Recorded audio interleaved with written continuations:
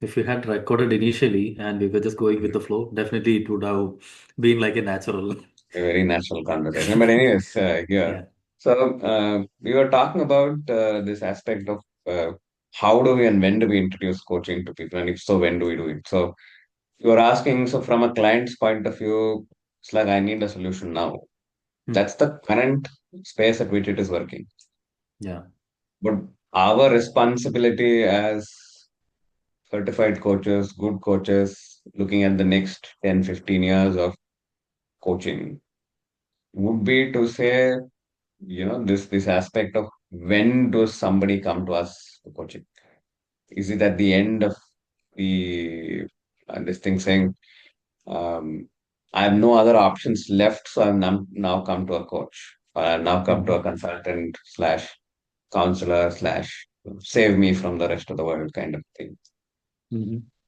Rather, I am coming to you for a checkup once in a year kind of a thing. So it becomes so simple. I come to you because you offer that space, and I need that space Hmm. for me to express myself. And I don't come because I have a problem. Hmm. Our biggest challenge as coaches today would be to get people to that point to say, Hmm.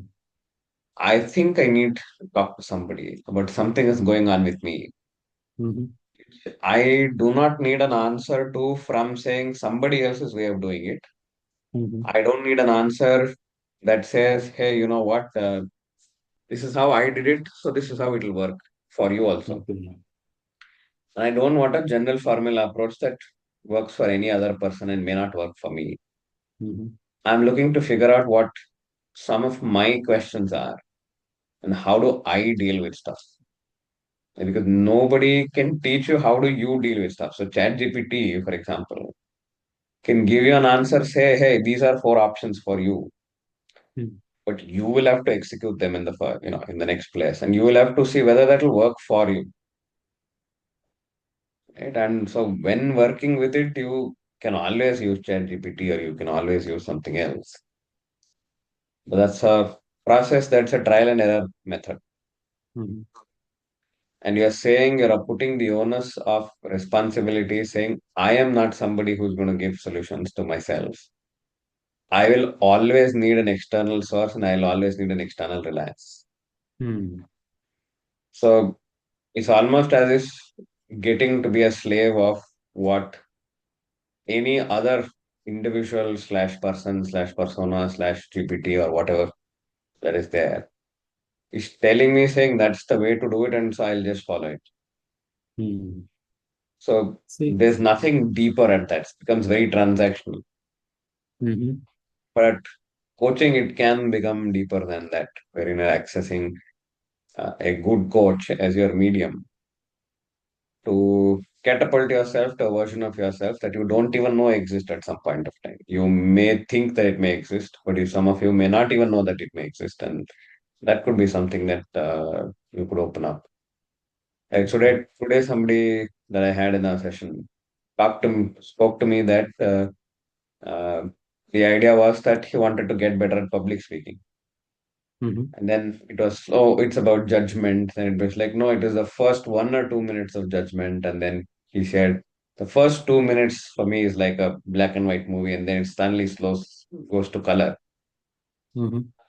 So, how can you expect an answer to this saying, hey, oh, when in black and white, this is happening with you? I am an expert in black and white, I am an expert in color. So, I will tell you in black and white, this is what's happening. Don't do that. Don't do this. When in color, this is what's happening. Do this.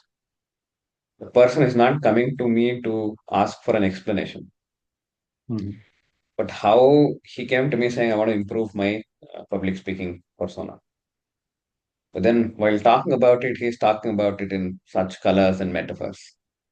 You may not get it in a mentoring session. You may not get it in say, a consulting session because you don't ask that questions. You say in a mentoring Yeah. session, "Okay, look at the audience." Hmm. And he's telling me when I look at the audience, it's almost like, there are 100 eyes staring at me. And I don't want that. Hmm. So you're telling, no, that's how it works. So you're creating a wall of I can't say dissent, but a wall of non-acceptance with the client, Mm-hmm. who's coming in and saying, for hundreds of years I have done it, so for you it should also work. But we are Mm-hmm. very sure that we are distinct individuals with distinct experiences, with distinct stories, with so many other things. Um, with even twins that have almost similar nurture and nature kind of a thing at home. It's a very different ballgame in terms of their personalities and the way they build character. Mm-hmm.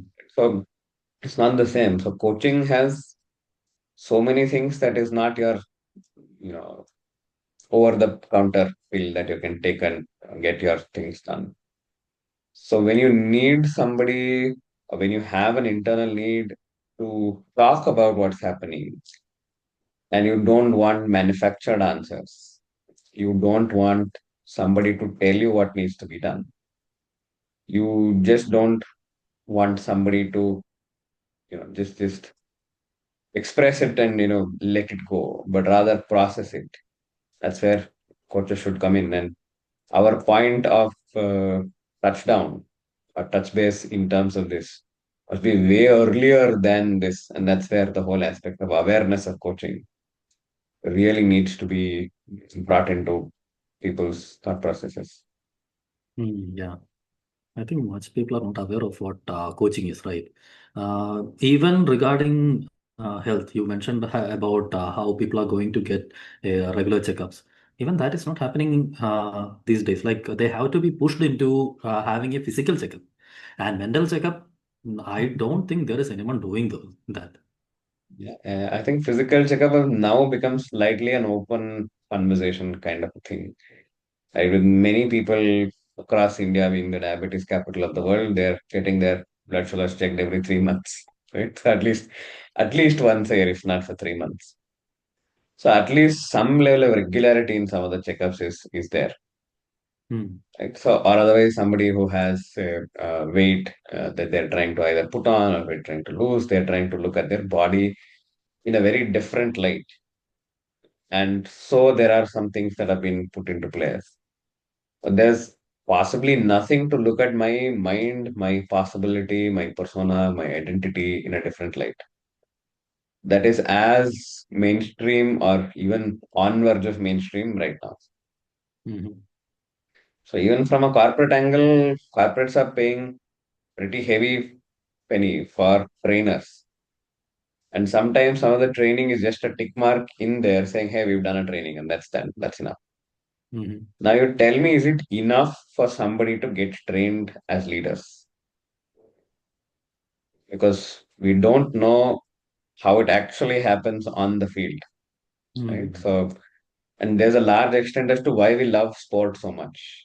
Hmm. Because the sporting heroes are born on the field. Nobody is bothered if Kohli, Ganguly, Sachin, Dravid, whoever scores a century in the nets. Hmm. Right? That's training. But they need to score it when the chips are down and things are moving. There's a very Hmm. differentiation space between say playing in the nets Hmm. and to playing in the field when the chips are down, the entire crowd is watching. It's an entire new ballgame, Hmm. right? So even having a leadership training done is important, needed, but it's not the it's possibly the beginning of the story, not the end of the story. Hmm. Hmm. So when somebody has been trained in terms of certain aspects in communication, strategy, blah blah blah, whatever that you get trained in, it's the implementational details when you actually sit there. Hmm. Training is possibly a recipe that's been given. Yeah. But then I actually go to the kitchen, start, switch on the stove and, start doing that recipe. All hell may break loose. And some point you're going to a mentor, somebody in the kitchen and, asking any of your parent or somebody else who's been a master of the kitchen and say, how did you do it? So they're with you. They don't take over and spoon feed you to do whatever. You ask them questions. Is it the right amount of salt? Is this? Right? But at some point of time, you need to disengage from that and say, start doing it on your own. Hmm. But then when you start doing it on your own, you're still facing some difficulties in making it happen. And not all times Do you look at the recipe in the same way? And sometimes you could have somebody who does not like the recipe, does not look at the recipe in which you envision it. And to a large extent, when you're making that recipe your own, right? You're not just making it mechanically as you're instructed to do and delivering it as is. You're not asking for help to do as is. You're making that recipe your own. That's a very different ballgame. Mm-hmm. And at that point, some of the challenges that you encounter, you will need a support structure to ask you, saying, hey, what is that you wanted to do in the first place? What's holding you back? What's your options now? What are strengths? What are you telling yourself? What feelings are you happening? What feelings are happening for you? And just by asking that questions, you're getting better clarity as to what you want your recipe to look like, or your version of that recipe to look like. And so you're building it. And it's the same thing happens with leadership, Hmm. that But I could discover something very specific in my leadership space. mm-hmm. It could be an aspect that could be a problem.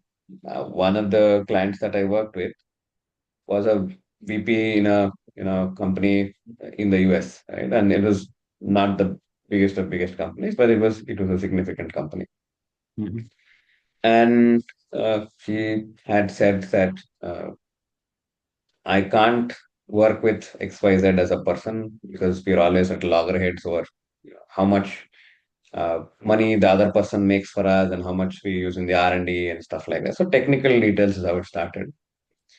But then what happens is the leader that I was working with was somebody who was expecting, I don't want to be charged by a bull because I'm a vegetarian.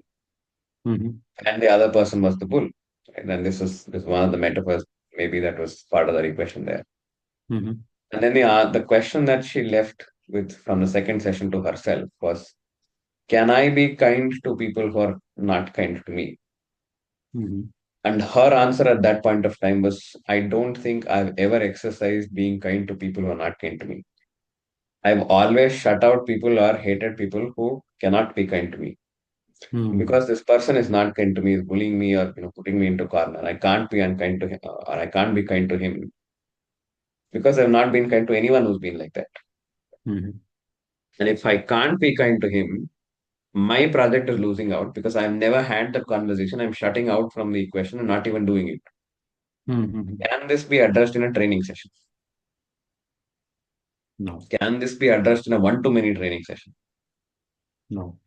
Can possibly this be addressed in a mentoring session without knowing some of these details? I'm telling it's okay. Don't bother about the other leader or whatever. Or this is a tool. Use it and figure out this thing. Or according to you, I'll do a psychometric analysis. Your psychometric analysis shows that this is the problem. So that is why this is it. So it is somehow logically trying to force fit, saying, "Hey, this is why you are like this." Mm-hmm. Rather, here the person is saying, I want to work with this person, even though I don't like him. Mm-hmm. These are real things when you go up top. Not everything is hunky dory. Mm-hmm. So you will have somebody who will push your buttons. The presence at that point, you're going to have to hold your steel and still, have your own say. Uh, that cannot be taught in a leadership training. It Mm-hmm. may or may not work with mentoring. Mm-hmm. With coaching, the path is clear because I'm not trying to do anything with you or tell you anything to do. But then rather allowing you to look at that window that you don't open for yourself. Can you open it and see it? I'm helping you take those baby steps to open that up with the right set of questions. Mm-hmm. What you see is yours to perceive. What you perceive is yours to interpret. Mm-hmm. And what you interpret is again yours to see whether you want to hold on to it or not. Mm-hmm. And then if you want to hold on to it, you say, what's the cost of holding on? Are you okay with that cost? And then yes. Mm-hmm. Okay. So it was a transformational coaching in 3 sessions. Mm-hmm. And there's somebody who came to me saying, hey, I have a problem with publicly pitching my startup idea. We are Mm-hmm. going to funding. He was a client from the outside. He was from Germany. Mm-hmm. And then he said, no, I have a problem. in terms of my confidence. I'm shaking, whenever I get to that, it's almost I am facing doomsday ideas when I get there. So maybe if I'm coming in as a consultant, I'll ask you to breathe. And I'll help you to box breathe, I'll you to do this, then oh, if it's happening because of XYZ, that's that. And then I give you XYZ number of solutions. He's worked with many people who've given him solutions saying, look at the mirror and talk, look at this, look at that, blah, blah, blah. Have a list of things handy. So that's how he's been able to manage it. But it's with him for 10 plus years. Mm-hmm. Not been able to, so because he knows how to manage it. He's like, I don't think I've ever bothered to make it work. But Mm-hmm. at some point in that point, he decided, no, I don't think I want to hold on to that. That's not working for me. I'm only managing it. But I think I have greater potential. So he came to me experimentally to figure out what's the problem. So happens that every time other people are looking at him, he has a certain behavioral thing that he also noticed or observed while talking. Mm-hmm. And then he said, I think I know what the root cause is. It happened to be, in his own realization, a thing that had happened in childhood where people had laughed at him. Mm-hmm. When he had not delivered on something as basic as playing cricket or something like that. And they said, you're a big boy from the city and, you studied all the fancy stuff from the city and you don't even know such a basic thing. Mm-hmm. Said in jest and said in humor, uh, it continued to haunt him in his late 30s. Mm-hmm. And you cannot hold on to this via coaching. Sorry, Mm-hmm. any of the other formats. It's not something Yeah. as a counseling slash therapy slash. It's not something that's I think I need to get it off my chest kind of a thing. It's not an Mm-hmm. immediate urgent need at that point. Not that therapy is only needed for an immediate and urgent space. That client felt no, I don't want to go to access therapy because I'd rather access a coach. Mm-hmm. Right, even in terms of the way it lands, I am getting coached is saying I'm doing something for myself. While Mm-hmm. I'm going to therapy in the outside world now is looked at now slightly differently, but then generally when this was happening, it was not as strongly accepted while we were growing up, kind of a space. So, Mm-hmm. so if somebody is going to therapy, then something's wrong. That's the notion Yeah. a lot of us still hold on to. Yes, yes. If I'm going to a coach, I can tell it, say I'm going to go to a coach. Somehow I'm Mm-hmm. improving something that I already have. That's the notion that exists. Yeah. I can tell it with pride, hey, this one is my coach. But do I tell it with the same amount of joy and pride or whatever, saying, hey, this person is my therapist? We don't shout it to the rest of the world. Mm-hmm. So the languaging here also makes it easier for people to say access a coach sometimes. Mm-hmm. And Yeah, I sometimes it agree. could be as important, as interesting as I just want to explore this feeling. Mm-hmm. How many of us sit with some of our feelings that we have randomly or sometimes, sporadically, sometimes even regularly? Say, I want to understand what this bloody feeling is telling me about. Mm-hmm. I think very rarely are someone who is ready, willing to be in that space. Yeah, and I think that's where our responsibility is as trained and certified coaches. Mm-hmm. We're telling that these are stories that need to be told, and these are stories that need to reach people who need it. And right now, I see that leadership coaching leaders is the only place where everybody is concentrating. Everybody is a leadership coach. Mm-hmm. Everybody is a high performing CEO coach. I help women do this, blah, blah, blah, blah, blah stuff. So, to a large extent, we're trained coaches, certified coaches, but we're still using the language that is still about consulting, still about subject matter expertise, still about, oh, I'm going to define a niche and I'm going to go sit there. We're only doing, say, we are like a small painting in a house that completely needs redecoration. They're Mm-hmm. like, no, no, I'm going to be happy with that painting and that's enough. Mm-hmm. So, very strong elitism or saying, oh, and this is not my responsibility to the coaching structure. I find that it's a personal opinion. I find that people have not opened up to the possibility of coaching, say, somebody who is a 70-year-old or about to retire, or a 60-year-old about to start up their second startup, or somebody who's 14 years old trying to decide whether to take a career in sports or go to go to studies full time.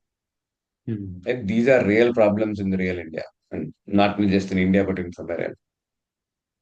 So Okay. one of the coaching clients that I encountered was, I have a problem with reintegrating a person in my life that used to be a weekend husband and a weekend dad, weekend dad for Mm-hmm. many years, because he used to travel from one part of the country to another part of the country Mm-hmm. on his bank travels or whatever, right? So he's a weekend dad, a weekend Mm. husband. Mm. Now, after 17 years of being in elsewhere, he's come back to India, come back here. And now the family is facing reintegration issues because they're like, Mm-hmm. my kids are gone, or one is about to leave. Mm. And I'm facing reintegration issues because I've only known him to be the weekend father, weekend husband. Now he's there all Mm-hmm. 5 days of the week. Problem. Mm. And possibly, what do you do? How do you coach expats who moved from one country to another? Possibly somebody who's come to your country from another country. The cultural integration, the cultural softening of the heaviness of, say, moving to another place. Grief coaching, you know, coaching those that are, I think one of those places that I know is coaching people who are um, somebody who's terminally ill, right, or somebody who's a caretaker, Mm-hmm. caregiver coaching. So there's possibly a plethora of target audiences, and somehow when you even talk about target audiences, you're somehow targeting them, right? So it's a push model rather than a pull model. Even I think Yeah. the word targeted audience and stuff, can it be open for people to try, as simple as how our space of rice is. Rice can become pulao, rice can become biryani, rice can become, just plain rice, rice can become chitrana, rice can become masala, like the possibilities with rice is endless. And we offer that rice to the client, and what they cook with it is their masalas and their space that works for them. That's the opening that I think I personally envision to say why Nimma Coach, or why, being nicheless, and why there's so much of opportunities out there that we're not catering to. Mm. And that also is how confident about are we about our skill set. Mm-hmm. And that is where I find some of the trained coaches who are good coaches are not confident about their skill set because they're Mm-hmm. not yet certified, or they've seen other people do this and make money. Mm-hmm. It's very easy to make money of calling yourself a coach. While you Mm. may not be trained, may not be certified, you may not be this. So if somebody says, I jumped from the second floor of the balcony and it didn't hurt myself, I can become a jump out of the second floor coach. Right? So nobody is, just because I've had an experience, I can, go online and find out all various theories of how I survived a 2 year, 200 feet jump, and I make people do it. One or two miraculously survive, then wow, you become the next big guru kind of a stuff, which is happening. And people are Mm. minting on that idea So, what will until the really next make a idea good comes. coach? Sorry. What will really make a good coach? Create that, mold that good coach. See, I think not that the only good coaches come from trained and certified backgrounds. Mm-hmm. A good coach, a damn good coach, is somebody who is unbothered by time, Mm-hmm. unbothered by the expectations of saying, I have to deliver, otherwise my pagar is not coming. I'm not get money if I don't deliver. Mm. A good coach has no expectations, has no weightage on to say, I should deliver this or else something else is going to happen. A good coach is also possibly a confident coach is a big good coach, and a good coach is also a confident coach sometimes, and not necessarily always. There are overconfident people out there. But somebody whose confidence stems from within knowing the skill set. Mm-hmm. A good coach is somebody who's tested himself, herself, themselves in different waters and know that they've stood not necessarily through character but through skill. And in each of those situations where their core skill has enabled them to sit there and be there with the client, I think that would make a damn good coach. And your your judgment from the client side, whether you're a good coach or not, has begun even before they even spoken to you. Hmm. because you are who you are telling yourself to be. If you tell yourself as to who you are, right, you are who you are. The portrayal of who you are is actually who you are, and not Hmm. necessarily a fabricated AI generated content that is to who you are. Hmm. Even if you are not the greatest, you tell and acknowledge that you're not the greatest, but I think I'm good at whatever I'm doing, and this is where I think I'm good at it. So where they've already seen you, if when they actually see you that is the same, you earned their trust. Hmm. And now when you've earned their trust and you're good at your job, because the skills and competencies while you're good at your job is anyways going to open up the client to that aspect of them feeling safe. They'll open themselves up all the possibilities that their life has to offer. And at some point, your questions while you're asking them, providing that safety net, will give them the chance to safely and easily explore some of these not comfortable and not explored thoughts. Will make a huge difference in the way they see themselves and the way they navigate out of whatever threads they've entangled themselves in, Hmm. or whatever thoughts that they've entangled themselves in, whatever beliefs that they're running on that may no longer be useful for them. They are once a protection space, but now they no longer exist. But nobody has told me how to exit out of that. It's like you getting into Chakravyuha, and once you are there, and Abhimanyu possibly realizes that, oh, I need a coach now to get out of this, rather than having previous knowledge of how to get out of it. So Hmm. there could have been a situation like that that makes it there. And to a large extent, it is somebody who you can be yourself with. If a coach can make as many people as possible that he or she works with to feel as comfortable as talking to themselves and making that talking to themselves feel comfortable. And it's a good coach. I don't know, Govind, if you expected a single word answer. I don't think I'll be able to give you a single word answer as to what makes a good Yeah. coach. Hmm.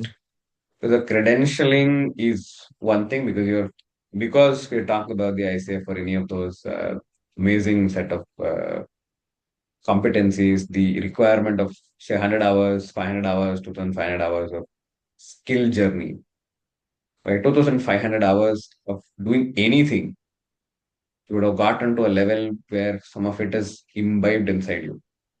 Hmm. So you're not doing cooking, you become a cook. There's a difference between I am doing cooking, I have become a cook. Hmm. And so many hours of practice for MCC. And even without MCC, if you're doing something for so long, you've deviated some of the things that are not required. You're operating from a sense of flow.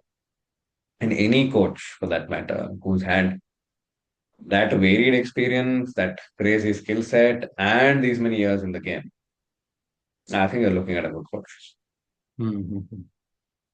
So these days, everyone is becoming a life coach. Like recently, I saw someone who was a tarot children, and suddenly the person turned into a life coach. So you have explained how what a good coach is. How do you think people can become that? What needs to happen for them to become that good coach? Practice. There's nothing that beats practice. Hmm. And so, for example, if I'm looking at it again, I come to a lot of these food-based metaphors, right? So you've been all your life in a different recipe that you're cooking. Tarot, I don't know tarot, so I cannot comment on whether it works, whether it does not work, whatever it is, right? So for somebody who's trusting the tarot, it may work. Because a lot of the times it's also about how people trust it, etc., etc., right? So with no practice, even though I have done other recipes, I may still be able to pull off this recipe, but it is not doing justice to that uh, new dish that we're creating. So say I will take over some of the things that I'm bringing from here, some of these employable skills, and call myself a coach, especially coaching that is done in urgency. You can You cannot take somebody who is a Navy person, so all of his life has done been in the Navy, and suddenly say 2 days I will train him and put him on the army.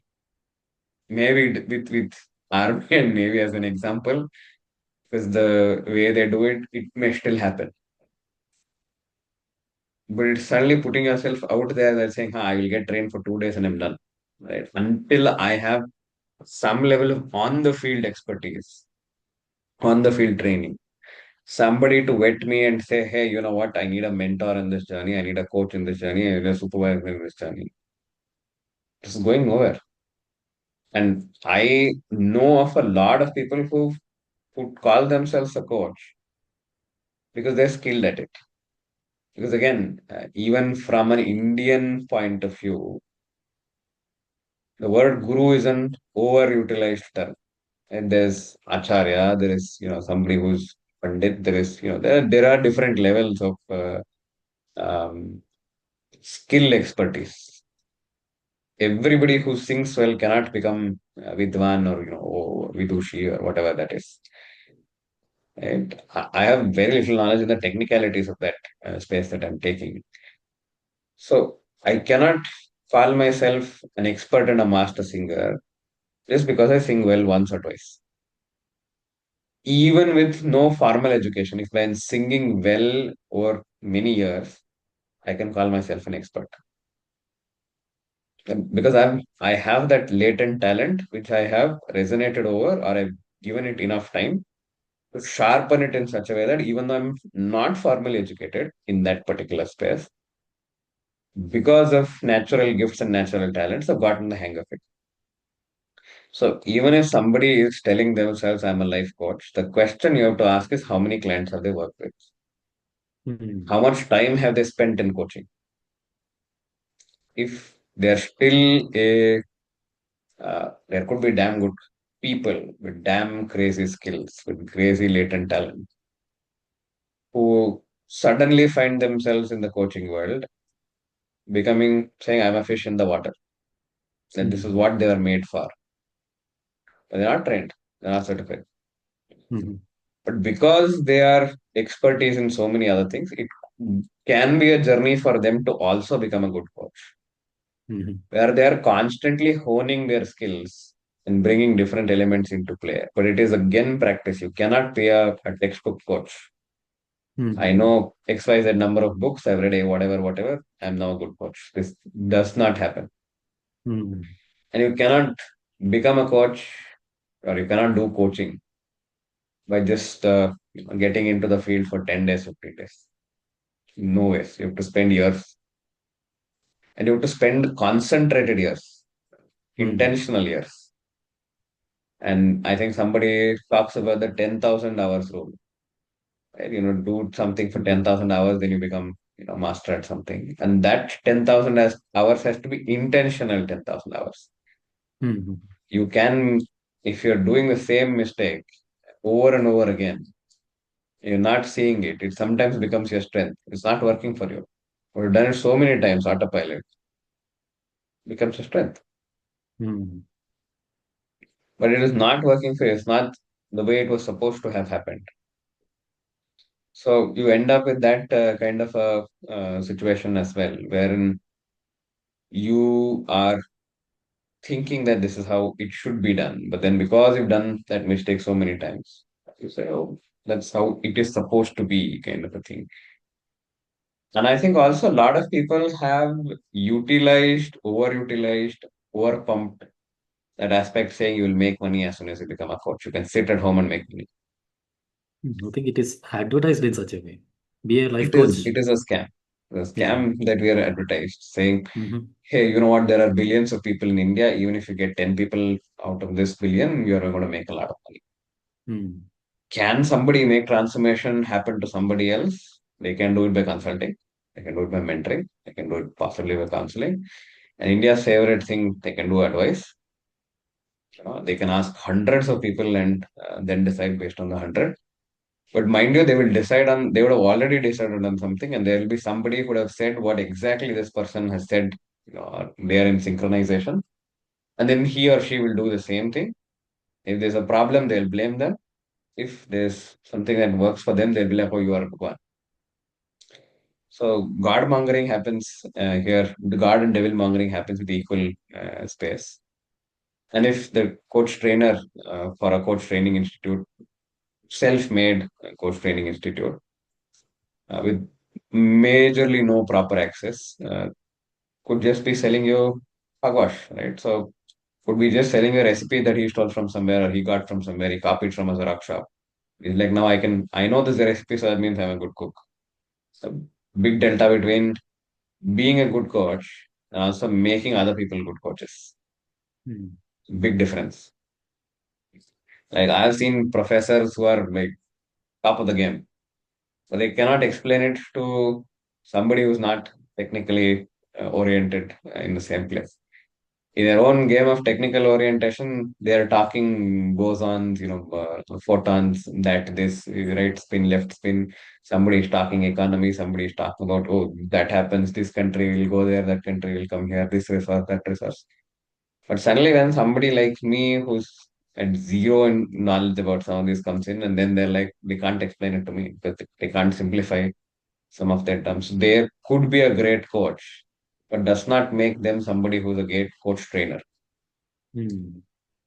And also this aspect of the world right now is running on a cycle that says, I want to make quick money. Hmm. Yes.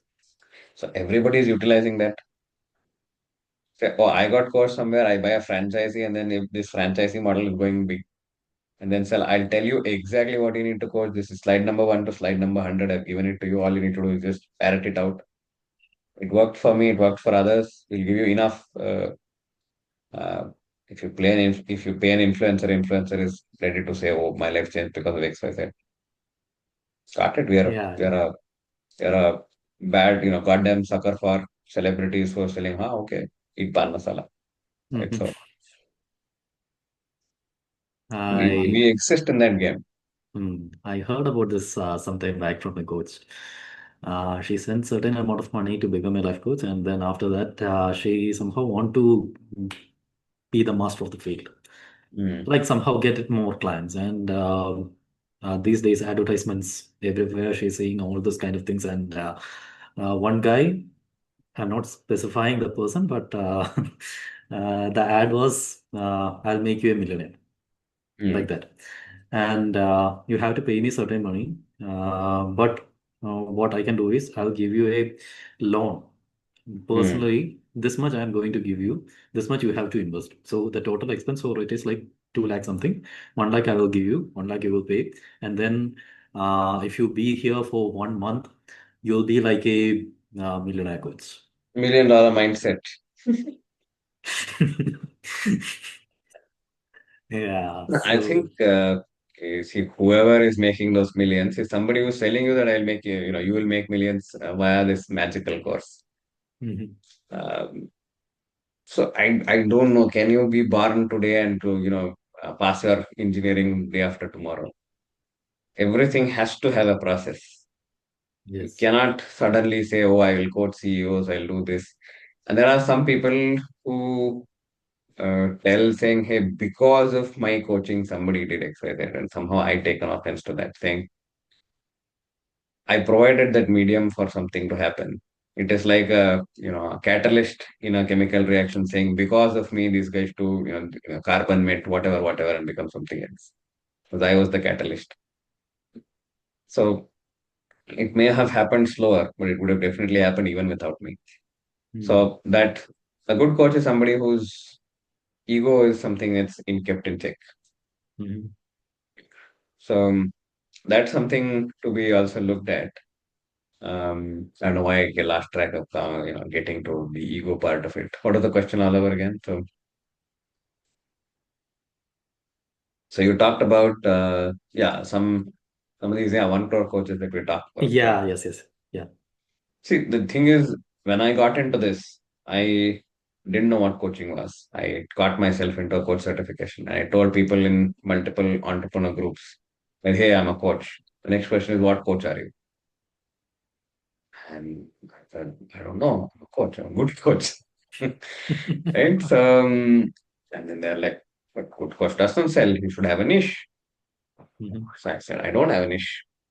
But then how can I refer somebody to you? Because if I refer somebody to you, I can only refer somebody to you who's not in my niche. I'm a career coach. Mhm. If you're not, I will only, if I get something that's not about career, I will refer them to you. I said, I'll do career, I'll do relationship, I'll do this, I'll do that. And then he said, you will get anywhere, you'll get nowhere else. Mhm. Because the audience loves um, you having only this set number of stuff. Mhm. I said, I come from India, sir. I come from a hardcore India that has gullies of Nasratpet. It has big malls of UB City. It also has these idli stands on the side of the road. And I'm happy to do dosa here, 99 varieties, 100 varieties, or whatever that it is. Happy to do it in my way that works. So I went to six mentees, six mentors. Mhm. All Mhm. six of them told me, saying you should have a website, you should have a niche, you should have this, etc. And I said, thank you. And all of them gave me six different options. Mhm. So one of the options that somebody gave me is, there are people who will offer you to send these mass WhatsApp messages. And I approached one of them and he said, give me 75,000. Mhm. And give you a framework as to how you can send mass messages from mine. So it's like a WhatsApp API. Mhm. And then he said, I know somebody who's going to sell you numbers. Right? Numbers collected from various databases. We don't know whether it is a true database or not. It's an unwashed kind of a data. It is not unstructured data. So get the data is 20, 25,000 or whatever number it's stated. So 25 plus this thing 75, now 1 lakh. Mhm. And he said, you may get around 10,000 numbers. Assume that 90% of it is fake. Mhm. That means you will reach, say, 10% is around 1,000 people that you reach out of 10,000. Mhm. Mhm. Out of 10,000, these are numbers that are valid and these are reachable numbers. Mhm. Out of this 1,000, maybe you are having, say, 50% of it will block you Mhm. when you send a promotional message talking about something that is coaching. Then, second time you send the same thing saying it's a success story. Out of that 500, another 250 may block you. Mhm. In the third message, 125 will block you. But those 125 are really interested in something. Offer Mhm. those 125 a free webinar. Mhm. And say after that free webinar that you have, so you funneled from 10,000 people to come to this. You right now until spent maybe 3 months of time and you spent 1 lakh rupees. And you spent another 25,000 for the content developer guy who will develop the content based on what you want to develop. Mhm. So if you're having a niche, you're saying, I will help underconfident kids in their teenage to become more successful and propose to their girlfriend on their 18th birthday, then more people will come. Mhm. Right? So that is the kind of stuff that they said, oh, how do you propose to an 18-year-old? Write shairis and write poetry, right? So whatever. I am very, um, how do I say, very strongly having certain feelings about how certain things work. So I am having certain sarcasm work my way. Mhm. And then is out of that 125 people, you offer them a free webinar. 25 people may say, okay, I'm interested to come for a stronger paid webinar. Mhm. And then in that 25, you may get five that comes for the entire big deal. So each person you charge them, the first free webinar happened with say 1 to 250. The second one or whatever 125 to 25, whatever numbers that you're looking at it. So first time you offered them free, the second time you offer them 2,500. So even if 25 people give you 2,500, you got your 0.25 mathematics. If you do 2.5 lakhs, you got it, something like that.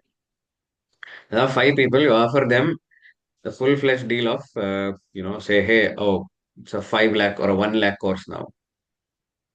And then you give them something that they take. So there's enough data, there are enough books, there's enough this thing, how to develop a great thing, do a jazzy presentation, get better at it enough. So five people you have, take those five people and make them your next. So from them, get the same number of people. So each of them paid you 5 lakhs. So you have 5 lakhs plus 2.5 lakhs. You spent about 6 months in, so you have 7.5 lakhs of money. Now you have developed five other people like you. Tell them I will give the same formula to you. You'll have to work under my whatever tutelage, leadership, blah blah blah stuff.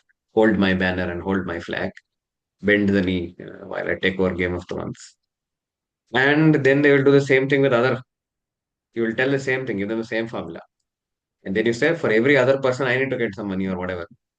Or you go ahead and use these five success stories, or you use these and say, oh, these are some of the greatest successes that I've made. There could be successful.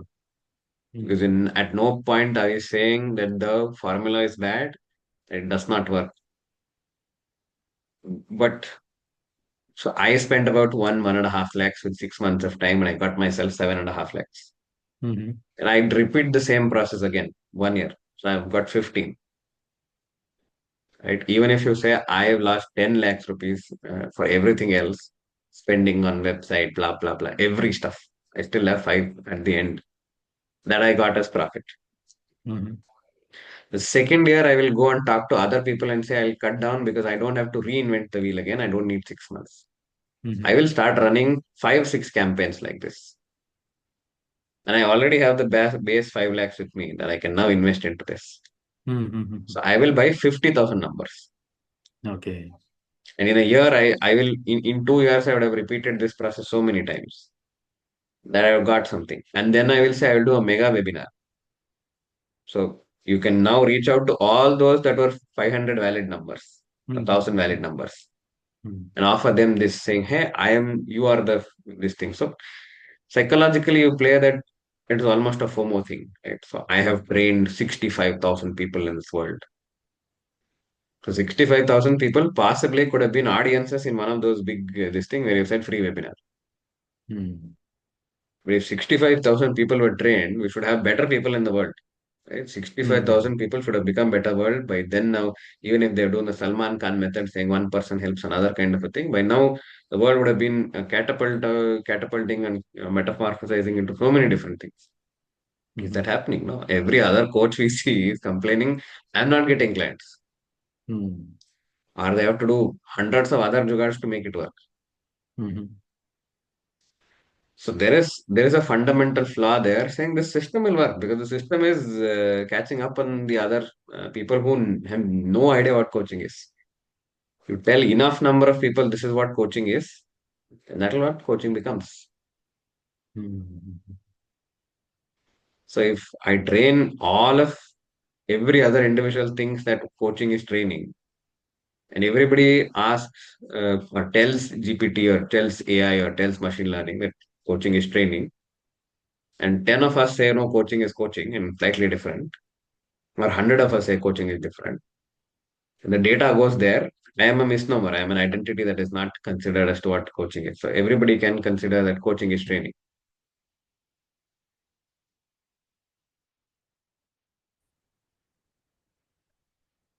Yeah, you're back. Yeah. Okay. Mm-hmm. So that's the thing, right? So I now gave you a general formula which other coaches can just directly use. Mm-hmm. Who Anybody who calls themselves, hey, you know what, I'm a breathing coach. Somebody who Mm-hmm. calls themselves a handwriting coach. Somebody who calls themselves a parenting coach because they're parents. And somebody said to me, saying, how can you be a parenting coach because you're not married, don't have kids? It somehow takes away the whole point, saying, as a coach, I need to be a subject matter expert. When a subject matter expert brings with their own biases. Mm-hmm. And here we are saying we're trained to, as much as possible, keep biases out. Mm-hmm. So, to a large extent, the coaches themselves are doing a disservice to themselves by saying, hey, you know what, we've not talked about what coaching is. So every coach who's certified and trained via the ICF should go every day at least talk to me one person and say explain what coaching is. Mm-hmm. Maybe after a year, 65,000 of us ICF coaches. Over a year, we would have spoken to literally at least 2 to 3% of the world. We'll now see what coaching is. And we don't only keep it for the elite companies who are ready to pay us top dollar to say, oh, we'll only coach this. Because you are seeing 10 other coaches and every other coach do only executive coaching. Mm-hmm. And those are the ones that are famous. and you will tell, oh, this particular coach gets 1 lakh per hour. That particular coach gets 1 lakh per hour because they've been in the game for 20 years. You don't know Mm. that they've been in the game for 20 years. You don't know what else that they offer.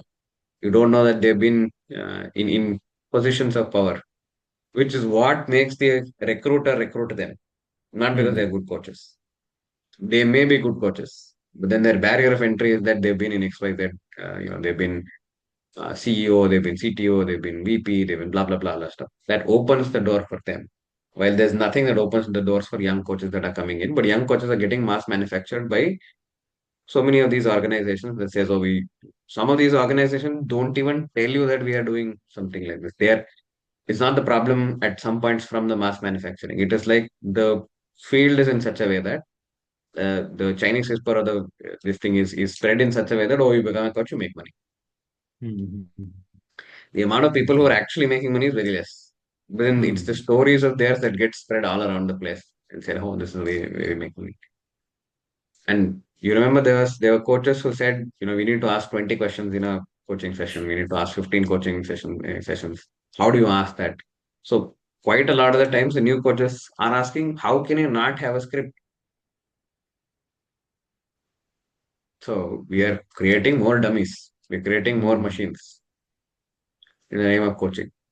I think, Not necessarily from a credentialed and soft body. So anybody can come and say, I can coach. So nobody yes. somewhere copyrights or holds onto that space or patents the word coach. Could be anything.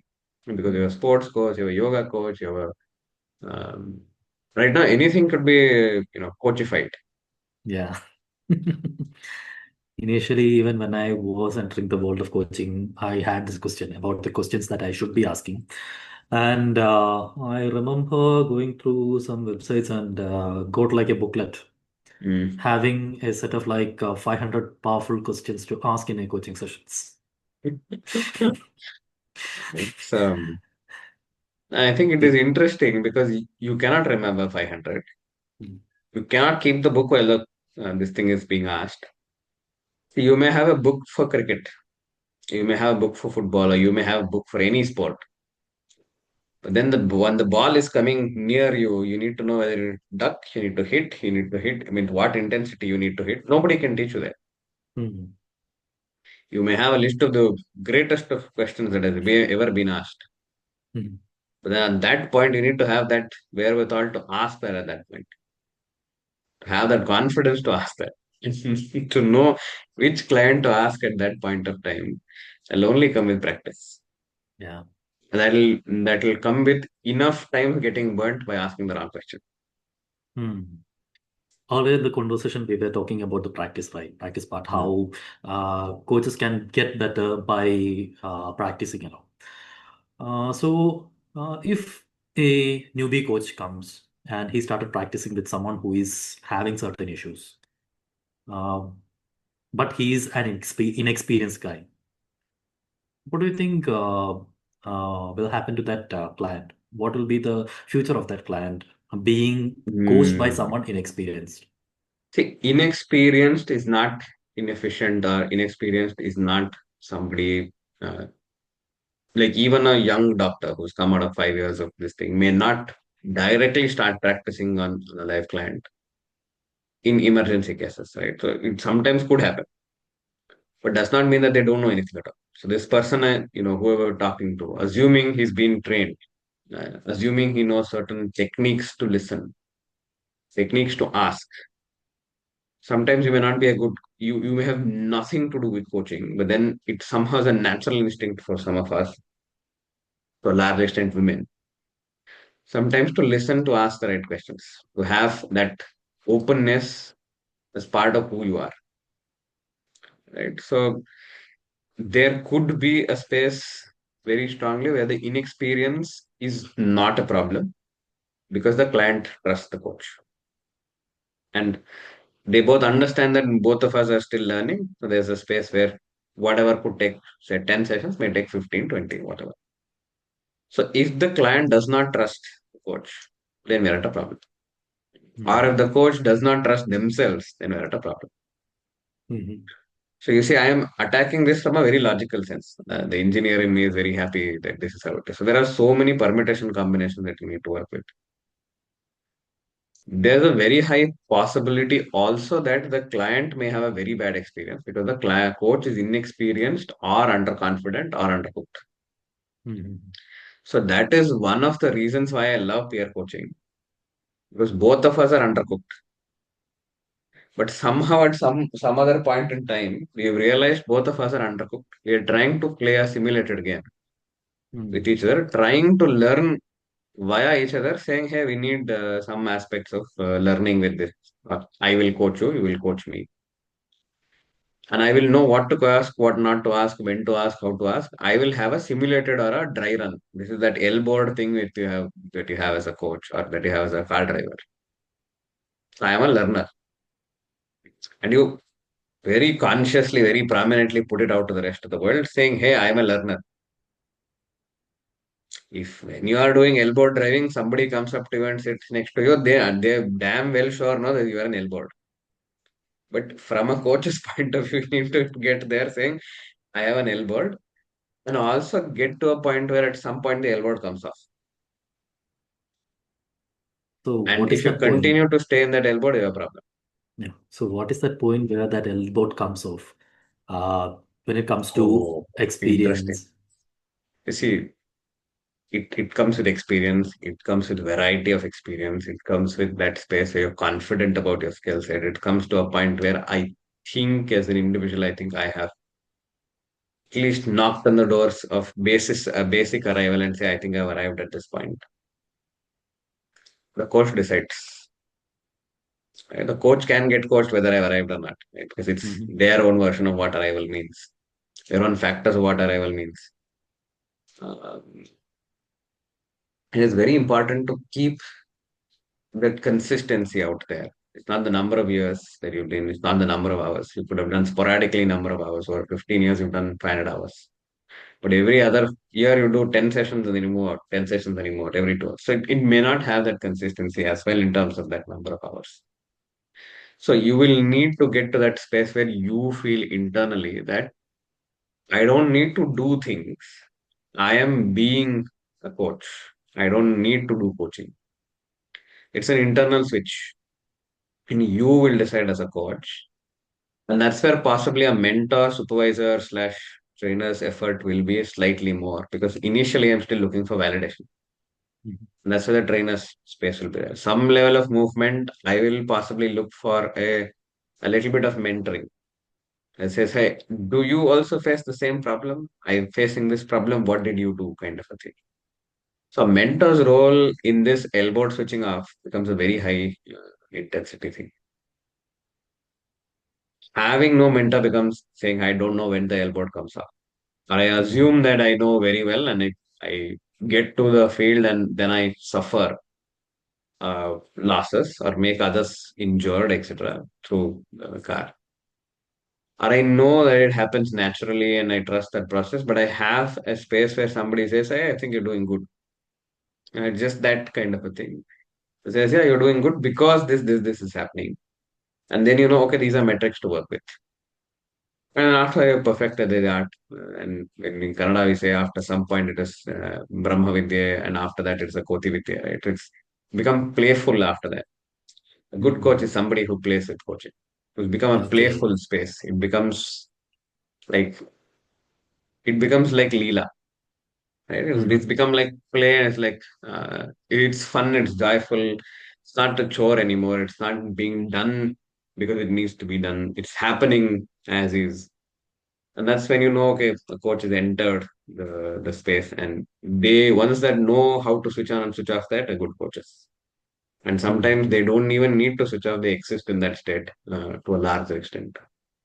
So all that make it space, and a mentor really, really, really helps. And a good mentor, somebody Mhm. who's worked with that space, somebody who's not just talking about these are technicalities, this is the break, this is that, this is this. You know, it allows you to be who you are and then allows you also to slowly let go of some of these guardrails and say, yeah, you're right. So mentoring has a big play in switching off that elbow and feeling natural in the road. Okay. So Mm. you mentioned how we should have that good mentor, right? So for someone new, how would they find out or figure out that uh, good coach, good mentor coach? Ask around, Mhm. referrals. Check if somebody who's a good coach, also a good mentor coach. And to a large extent, good coaches and good mentor coaches, good consultants, whatever is the space that you have looked at, you are like a flower's fragrance. People find the fragrance, very little time to find the flower. Mhm.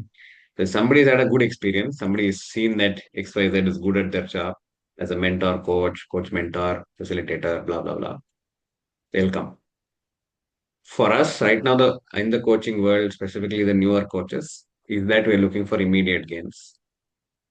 Because we've been told as soon as you finish coaching, people will start looking at the line. So it is like young kids have been told, oh, after 18 line lag jayegi, people will start waiting for you. You will have XYZ number of people waiting for you, and you know how many romances we've had. So internally, we know that that's not the case, right? So it just is not like that. You cannot have saying, "Oh, I have XYZ certification, so I should be a good coach." People need to come to me. You should again put yourself out there. Just because you're putting yourself out there does not mean people will come to you. So you should also know who are the kind of people that you're resonating with. Who do you want to resonate with? It's not niche definition. It's a resonance definition. So it's who resonates with me, or rather, I resonate with them and they resonate with me. That's the co-resonance that we have, and have the best partnerships. So we are also looking from a coaching perspective in terms of our relationship, our partnerships, our resonance, our value systems being matched. But still, I as a coach or whoever as a coach knows enough at some point of time that you don't need to do things can or will happen as they are. You're holding on to that space. So young coaches, I'd say patience is the key. Being stuck at our game is the key. And from a good coach, good mentor perspective, referrals, look for, talk to them. Right? So talk to them. And if the mentor is good or coach is good, they'll always offer a first session, possibly either for a very reduced price or sometimes free. Talk to them, see how it goes. You should feel that this person made me look at myself differently without disrespecting my skill or myself. Mhm. If they do it, then they're already on top of the game. So Okay. I should not go on a fact-finding mission to say Govind is wrong here, here, here, here, here, here, here, and make you feel like, oh, this was an examination of the craziest degree to just see where I am wrong. All the while also making sure that I do not ignore the things that is something that is a green light, red light, whatever yellow light kind of this thing. It comes as a balanced package. And you resonate with the kind of person the coach is or the mentor is. Because it's a long-term relationship. You don't go to a coach one time or a mentor one time. You go to them again and again and again. Because at different points of life, you'll have different challenges. You will go to them because you trust them Mhm. and they are good at their job, Okay. right? And you will go know that they are good at their job because they're continuing to help impact so many others through that process. Mhm. And sometimes they do it the most silent way. It's happening in a very silent level. There's no big LinkedIn post about it. There's nothing big about it. It's happening on their own. But there's work around. There's work that has happened behind the scenes, which we don't. We say overnight success. Give things time, and sometimes the right mentor will arrive. Mhm. And possibly for the mentor also, it's the right mentee that will arrive. So it's not Okay. just it's not just that okay, whoever comes to us, like I am a mentor coach. Whoever comes to me may not always resonate with my value. There could be something that there. But when it's a pull model, they've seen you enough number of times, and then you've seen them enough number of times, and then it's just like, okay, let's do this. It becomes a cohesive partnership. And mentoring does not end with 10 hours of ICF mentor requirements. Or I don't see any other self-coached entity who will give you a certificate. Do any bit of mentoring, say 6 months down the line. 10 months down the line, 1 year down the line in terms of a skill set. Here they're saying every 3 years you need to have 3 10 hours of mentoring. Uh, some self reflection or additional learning or constant learning curve. So that's one of the other reasons why I love the ICF way of coaching. Um, and I think it's not also that rigid as such. But in terms of a mentor's requirement, who they are, the skill set, the number of times that they work with people, how do they work? If you are looking for 10 hours of work, they are good at their 10 hours of work. Very transactional that you're looking at. The person on the other side, the transactional one, perfect match. But tell me something saying, hey, you come to me because it's a mandatory requirement. It's like wearing helmet because the police will catch you, not because you want to be safe.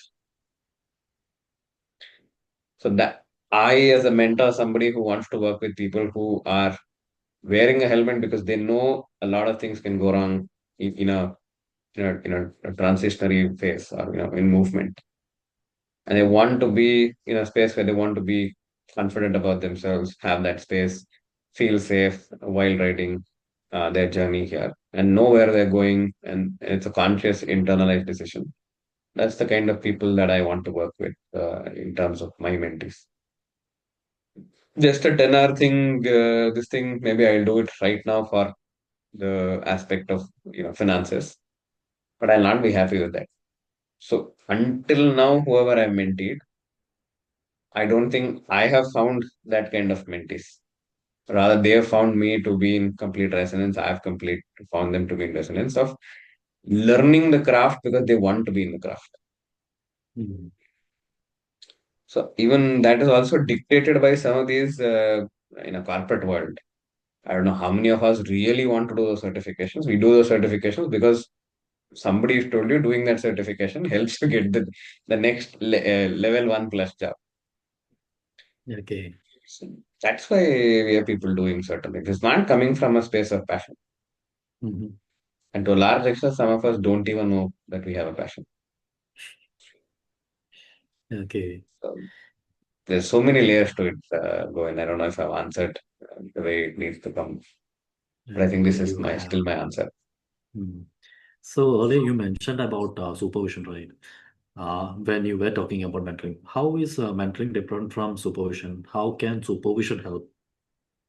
See, from whatever I have understood about the deltas between coaching and mentoring and supervision, it also combines a certain element of the coaching side to it. So in mentoring, I don't coach you. As in, I am not asking you what's the challenge that you're facing right now.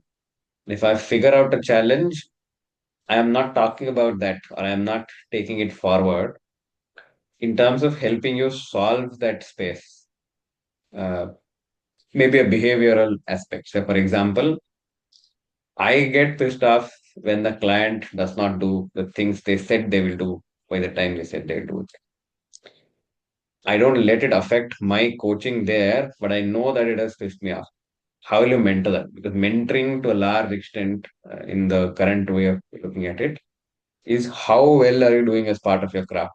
Are you steering away from this place? Or are you steering this anywhere else?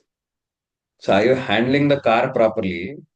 And you know all the gear, clutch, blah blah blah stuff exactly is what it is.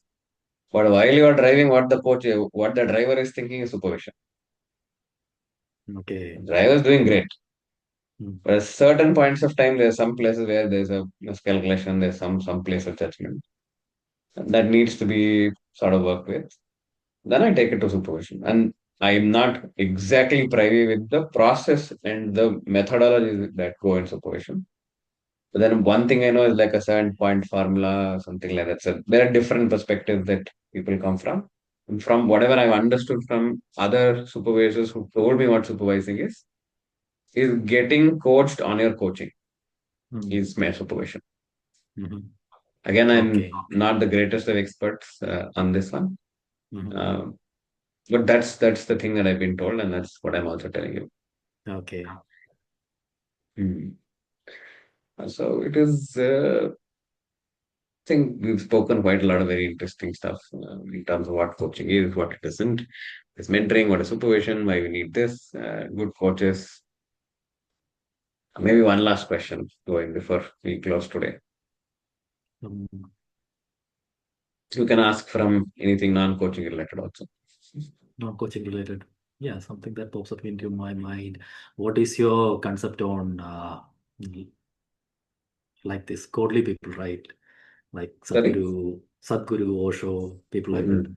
What is your Oh, from see, when you're asking an opinion, first of all, I should have an opinion. yeah?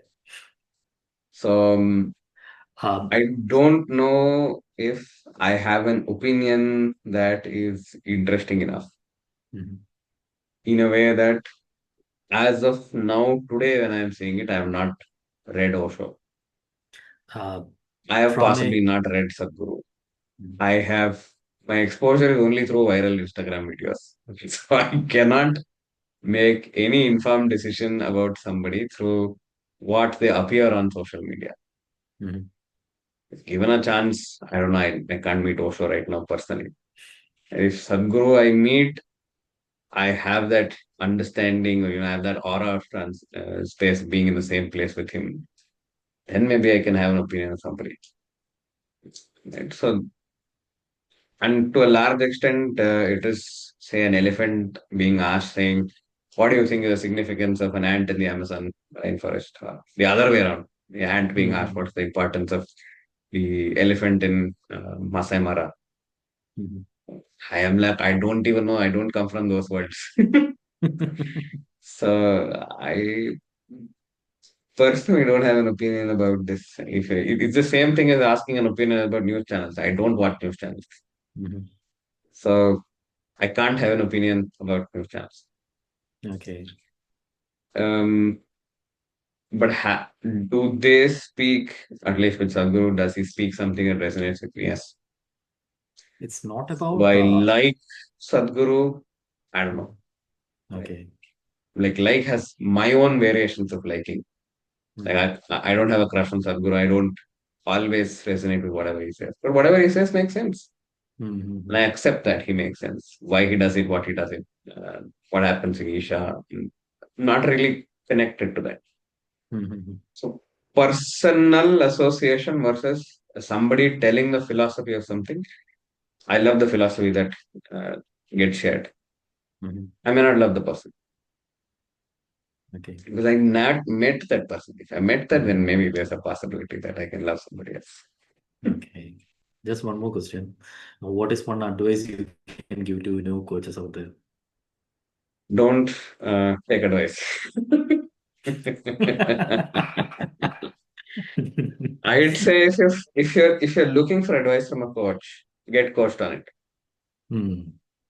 Because advice comes with a layer of experience, advice comes with a layer of bias, advice comes with a layer of saying, I think this is right for you without knowing too many things. Because we are a advice happy nation. We'll give you an Hmm. advice without knowing anything at all. Hmm. And then you're like, oh, okay, oh, is that it? And then if somebody says, no, I'm not celebrating this, you assume that, oh, that's the thing, that's the problem. Without knowing, there could be so many multiple layers out there that has not been acknowledged by me, the client myself, or me, the individual myself. So they are Hmm. continuing to affect me.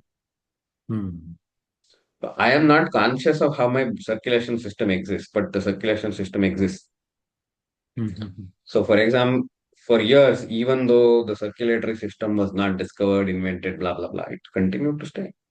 Like, Hmm. it is not only because of, somebody discovered, I think in science, in one of those things, somebody discovered the circulatory system. That was the one mark question. So, reflecting on it now, like the circulatory system was always in existence. It was Hmm. discovered. Hmm. It does not mean that it did not exist before that it got discovered. Hmm. It came to our discoveries also. So even from a coach's point of view, advising is not the best there is. So my Hmm. advice if I had to give coaches is to get a coach, get a mentor coach, Hmm. get a supervisor, Okay. and constantly improve on your skill set, your mindset, your presence on LinkedIn, And wait, Hmm. your time being a good coach will come. Hmm. I think I agree to that. Even when people right now, these days, people are not aware of the power of coaching. And one example that I have is like some time back, I was having a discussion Mm-hmm. with a psychologist, Mm-hmm. counseling psychologist, and the person later felt like they need to have a coaching session with me. Mm-hmm. And after having the coaching session, the person was feeling, okay, this is nice, this is interesting. We had multiple coaching sessions, and then um, um, the person actually adopted that technique, coaching technique, and was using in that person's psychology concepts, and found amazing transformation happening to the people. Like they are opening up more to them. Earlier, it was like advice being given, or like, okay, do this technique, do this, do that, psychometric tools like that. But then the person started to listen more, using the power of silence, Mm-hmm. and see that transformation happen. Uh, I think people will only know about the power of coaching only by having that experience on it. Correct. Correct. Yeah. So again, I go back to the food example. So everybody does dosas, right? So everybody can be a coach. Everybody is trained. So everybody has the same similar set of dosa batter, same urad dal, same thing. You get the same consistency, the same kind of LPG, same structure. But there's something different in the way people do it, and everyone does dosas in their own way. Hmm. Some may put certain masalas, some may not. Some may have a certain strategy. Some may have the simplest of chutney. Some may not provide chutney. They only provide sambar. But a new hotel has come up, for example. Unless you go and eat in that hotel for one time or twice or whatever number, you will not know whether it is a good one for you, whether it is the right hotel for you. Hmm. You may check the reviews. Your friend may like it, but not sure that you will like it. Hmm. Hmm. So, from a economy point of view, from all the other points of view, from coaches, I, for the love of God, cannot understand why people are not doing these pro bono slash experience sessions as to how coaching can help somebody. Hmm. Or I am biased that way because I do a lot of pro bono work, or I do Hmm. an aspect where I offer it non-monetarily. Let's put it that way. Hmm. Hmm. So there's a big difference in doing it pro bono. There's a big difference in doing it non-monetarily. I Hmm. chose to do the non-monetary work, and there are some places where I don't completely is pro bono. The difference is if I'm giving it away for free with no expectations, then it is pro bono. Hmm. But I'm opening it up to people without charges to see how they experience it in the hope that someday they will find that experience beautiful and come back to me. That's possibly an investment. Hmm. So I do a lot of investments, Okay. and for me, it has worked well. Hmm. So people who came to me for a creative writing workshop ended up becoming curious as to what coaching is. Experience coaching for 2 or 3 sessions. They did not continue because somehow it didn't work for them the way they expected it to. So they sent friends along, 2 or 3 friends, who then experienced coaching and found it fantastic. And then they keep sending other friends and say, hey, what I think you should go and explore it. Not everybody finds it interesting, but it's now become a pull method. Hmm. I'm not pushing people to experience it, but I'm offering it anyways. And I'm saying, if you need it, I'm here. Hmm. Somebody comes, picks it up, figures out that they need it, then you take it forward and move from there. So one of the coaching person, when I did it without non-monetary, and I said I am not taking it in this particular month. So every November I do it for men, and every March I do it for women. And this time I tried to do it for August in terms of all Indians. It didn't really scale up as I wanted it to scale. So one of them, I said 3 sessions for you. They got the 3 sessions. They had a fantastic output. He said, I'm ready to pay. And at that point, I said, no, I don't want you to pay me. I'm happy if you pay an NGO. Hmm. So 15,000 she sent, $200. And I used that 15,000 to help a kid who was continue or wanted to be a doctor. and she was short of funds to go to a college, and that money just passed on that place. So Mm, coaching still does a lot of good in the world. It depends on what mm. is how we're using it, when we're using it, what we're not using it for. So yeah, going for the paucity of time, I would have to ask you to close session in this Yeah, session sure. here. So CC9, or sorry, CC 8.9 at its best. I'm asking Mhm. permission to close the podcast. But Sure, anyways, it's been a fun this thing, and there are a few phone calls that are jumping along. definitely. But yeah, impromptu podcast done. So I hope this who is listening to it may find it useful. I found it definitely interesting. I hope you did as well. Okay. So we can end the recording right now. Yes.